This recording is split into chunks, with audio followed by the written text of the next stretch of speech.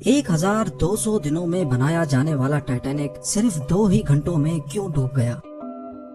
10 April 1912 یہ وہ دن تھا جب دنیا کا سب سے بڑا اور مہنگا ترین بحری جہاز ٹائٹینک اپنے پہلے سفر کے آغاز کے لیے بالکل تیار تھا۔ اس دن اٹلانٹک اوشن بے حد پرسکون تھا اور سمندری طوفان آنے کا دور دور تک کوئی چانس نہیں تھا۔ جہاز میں 1500 پیسنجر سوار بھی ہو چکے تھے اور لاکھوں لوگ ڈاک پر ٹائٹینک کے پہلے سفر کا آغاز دیکھنے کے لیے کھڑے تھے۔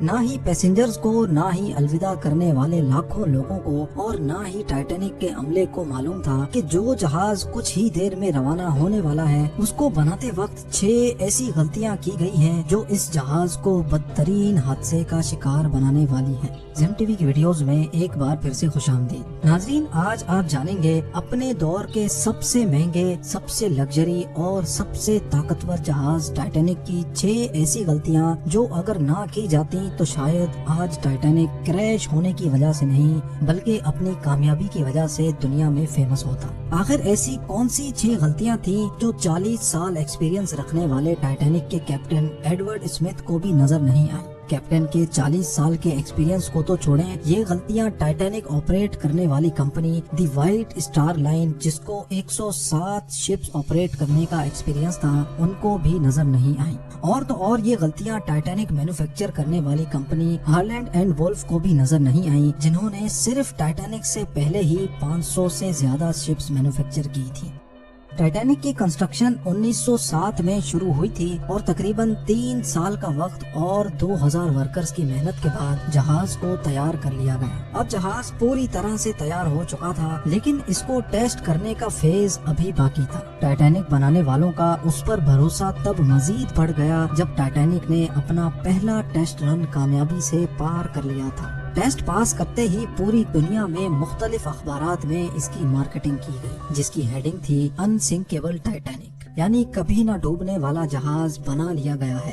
جہاز کا پہلا سفر انگلینڈ کے شہر ساؤتھ ہیمپٹن سے شروع ہونا تھا، جس کا دن 10 اپریل 1912 مقرر کیا گیا اور جس کی منزل امریکہ کا شہر نیو یارک تھی۔ ٹائٹینک کے اکنومی پورشن میں سفر کرنے کی قیمت $30 جبکہ فرسٹ کلاس میں سفر کرنے کی $150 تھی، جو آج کے دور میں 3,40,000 روپے بنتے ہیں۔ اس مارکیٹنگ کے نتیجے میں یکا یک ساری ٹکٹس بک کر لی گئی اور آخرکار وہ دن آ ہی گیا جب ٹائٹینک اپنے پہلے سفر کا آغاز کرنے والی تھی۔ مسٹیک نمبر 1، دوپہر کو ٹھیک 12 بجے ٹائٹینک نے اپنے پہلے سفر کا آغاز کر دیا اور ساتھ ہی ٹائٹینک کی غلطیاں سامنے آنا شروع ہو گئیں۔ کیپٹن اسمتھ کو مالکان کی طرف سے ڈیڈ لائن مل چکی تھی کہ کسی بھی صورت میں 17 اپریل تک، یعنی صرف 7 ہی دنوں میں نیو یارک پہنچنا ہے۔ اسی وجہ سے کیپٹن نے جہاز کی رفتار شروع سے ہی بہت تیز رکھی تھی اور یہی تھی ٹائٹینک کی سب سے پہلی غلطی۔ کیپٹن اسمتھ کو مالکان کی دی گئی انسٹرکشنز اور پریشر کی وجہ سے نیو یارک جلد سے جلد پہنچنا تھا، کیونکہ یہ ٹائٹینک کا پہلا سفر تھا اور اگر وہ نیو یارک ٹائم سے نہ پہنچتے تو ٹائٹینک کی ریپوٹیشن کو کافی نقصان ہوتا۔ دنیا کی کوئی بھی گاڑی ہو، مشین یا پھر جہاز، ان کے کئی آپریٹنگ پروسیجرز ہوتے ہیں، جن میں اسپیڈ لمٹ بھی ان پروسیجرز کا ایک پارٹ ہوتا ہے، اور وہ پارٹ ٹائٹینک کے سفر کے آغاز میں ہی وائلیٹ کیا گیا تھا۔ تھوڑی ہی دیر میں جہاز ساؤتھ ہیمپٹن کے پورٹ کو اتنا پیچھے چھوڑ گیا کہ اب دور دور تک نیلے سمندر کے علاوہ کچھ نظر نہیں آ رہا تھا۔ مسٹیک نمبر 2، اب ٹائٹینک کو چلتے ہوئے 3 دن گزر چکے تھے۔ فرانس اور آئرلینڈ میں تھوڑی دیر کے اسٹاپ کے علاوہ ٹائٹینک پچھلے 72 گھنٹوں سے مسلسل نیو یارک کی طرف بڑھتا چلا جا رہا تھا۔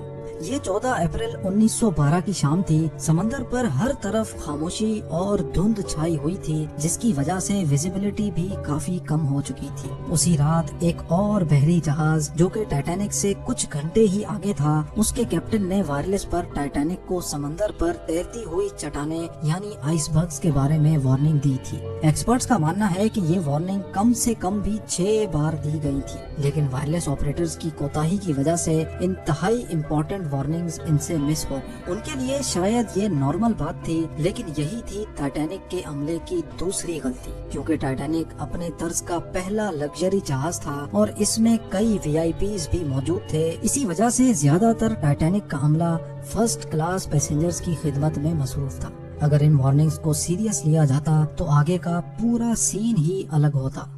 مسٹیک نمبر 3، جہاز کی اسپیڈ بھی زیادہ تھی اور ان سے ایک بہت امپورٹنٹ وارننگ بھی مس ہو چکی تھی۔ ٹائٹینک اب تیزی سے انتہائی بے خوف انداز میں آئس برگ کی رینج میں بڑھتا چلا جا رہا تھا، لیکن ابھی بھی ٹائٹینک کو حادثے سے بچایا جا سکتا تھا کیونکہ جہاز کے پہرے دار الرٹ تھے جو کسی بھی آئس برگ کی اطلاع دور سے دیکھنے پر ہی کیپٹن کو دینے کے لیے ریڈی تھے۔ لیکن دور سے دیکھنے کے لیے ان کے پاس ایک چیز موجود ہی نہیں تھی اور وہ چیز تھی دوربین۔ جی ہاں، پہرے دار الرٹ تو تھے لیکن وہ آئس برگ کو دوربین نہ ہونے کی وجہ سے دور سے نہیں دیکھ سکے، اور یہی تھی ٹائٹینک کی تیسری غلطی۔ آئس برگ کی خبر کیپٹن اسمتھ کو اس وقت ہوئی جب جہاز کے پہرے داروں نے خبر دی کہ جہاز کے بالکل سامنے ایک فٹ بال فیلڈ کی سائز جتنا آئس برگ ہے، لیکن اب بہت دیر ہو چکی تھی کیونکہ آئس برگ انتہائی قریب آ چکا تھا۔ مسٹیک نمبر 4، کیونکہ اٹلانٹک اوشن میں اکثر شپس کو ایسے آئس برگز کا سامنا کرنا پڑتا ہے جس کو بڑے بڑے بحری جہاز آرام سے ہینڈل کر لیتے ہیں، شاید کیپٹن اسمتھ نے بھی یہی سوچا تھا۔ آئس برگ کی خبر ملتے ہی کیپٹن اسمتھ نے جہاز کے انجن بند کرنے کا حکم دیا اور ساتھ ہی ٹائٹینک کا رخ بدلنے کا بھی آرڈر دیا۔ بے شک کیپٹن اسمتھ نے آئس برگ سے بچنے کی بہت کوشش کی، لیکن فاصلہ اتنا کم رہ گیا تھا کہ کچھ بھی کرنا فضول ثابت ہوا۔ آئس برگ اب ٹائٹینک کے سینٹر سے ٹکرا چکا تھا، لیکن ٹائٹینک کے ابھی بھی بچنے کی کافی امید باقی تھی۔ یہ امید باقی رہ گئی تھی کہ شاید آئس برگ جہاز کی باڈی کو نقصان نہ پہنچائے یا پھر آئس برگ جہاز سے ٹکراتے ہی خود ہی ٹوٹ جائے، اور شاید ہوتا بھی ایسے ہی اگر ٹائٹینک کی چوتھی غلطی اپنا کام نہ دکھاتی۔ ایکسپرٹس کا ماننا ہے کہ ٹائٹینک کی باڈی پر جو ریوٹس لگی تھیں وہ اسٹیل کی نہیں بلکہ کاسٹ آئرن کی بنی تھی۔ ان ریوٹس کا کام لوہے کے بڑے بڑے پیسز کو آپس میں جوڑے رکھنا ہوتا ہے، لیکن چونکہ کاسٹ آئرن اسٹیل سے نرم ہوتا ہے، اسی وجہ سے جس جگہ آئس برگ ٹائٹینک کی باڈی سے ٹکرایا وہاں کے ریوٹس پریشر کی وجہ سے کھل گئے، اور پھر وہی ہوا جس کا ڈر کیپٹن اسمتھ کو تھا۔ مسٹیک نمبر 5، ٹائٹینک کی ٹکر ایک فٹ بال فیلڈ جتنے بڑے آئس برگ سے ہو چکی تھی اور اب جہاز کے نچلے حصے میں پانی بھرنا شروع ہو چکا تھا۔ اس خطرناک تصادم نے پورے عملے اور پیسنجرز کو الرٹ کر دیا تھا، اور ساتھ ہی جہاز میں موجود ٹائٹینک کے مالک جوزف بروس کو بھی۔ بے شک ٹائٹینک میں پانی بھرنا شروع ہو گیا تھا، لیکن ابھی بھی ٹائٹینک کے بچنے کی امید باقی تھی، کیونکہ ٹائٹینک کو ایسے ڈیزائن کیا گیا تھا کہ اگر اس کے 3 فلورز میں پانی بھر بھی جائے پھر بھی یہ نہیں ڈوب سکتا۔ لیکن بدقسمتی تھی اس جہاز کی کہ 3 فلورز کو کراس کر کے پانی اب 4تھے فلور تک جا پہنچا تھا۔ اب معاملہ ہاتھ سے نکل چکا تھا، ٹائٹینک آہستہ آہستہ اوشن میں ڈوبتا جا رہا تھا۔ اب جہاز کی فکر کیے بغیر اس میں موجود پیسنجرز کی جان بچانے کا وقت آ چکا تھا۔ کیپٹن اسمتھ نے ریڈیو پر ایمرجنسی الرٹ جاری کر دیا۔ جب تک کوئی مدد کے لیے آتا تب تک پیسنجرز کو لائف بوٹس میں شفٹ کرنے کا پلان کیا گیا، لیکن اس موقع پر 5ویں غلطی نے اپنا کام دکھا دیا۔ جی ہاں، جہاز میں ٹوٹل 32 لائف بوٹس کی جگہ تھی، لیکن کوتاہی کی وجہ سے صرف 20 بوٹس ہی رکھی گئی تھی۔ پیسنجرز تھے 1500 اور بوٹس تھی صرف 20۔ مسٹیک نمبر 6، ہر طرف افراتفری کا عالم تھا اور ہر شخص ان چند گنی چنی کشتیوں میں سوار ہونا چاہتا تھا۔ 12:45 پر پہلی ایمرجنسی کشتی سمندر میں اتاری گئی، لیکن یہاں ہوئی ایک اور چھٹی غلطی۔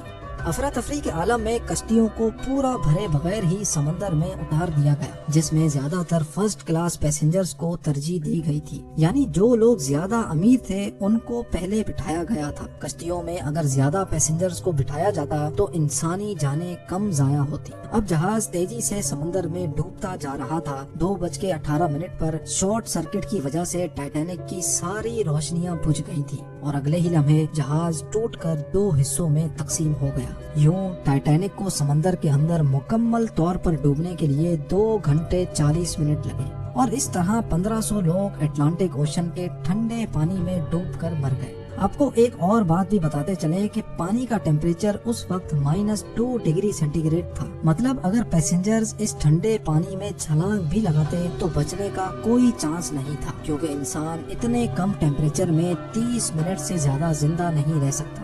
کہا جاتا ہے کہ مرنے والوں کی تعداد 1500 سے بھی کافی زیادہ تھی، کیونکہ جن لوگوں کی جہاز کے عملے سے جان پہچان تھی ان میں سے کافی لوگ جہاز پر بغیر ٹکٹ سوار ہوئے تھے۔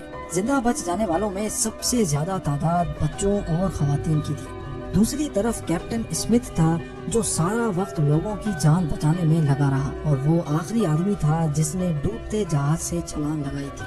امید ہے زیم ٹی وی کی یہ ویڈیو بھی آپ بھرپور لائک اور شیئر کریں گے۔ آپ لوگوں کے پیار بھرے کمنٹس کا بے حد شکریہ۔ ملتے ہیں اگلی شاندار ویڈیو میں۔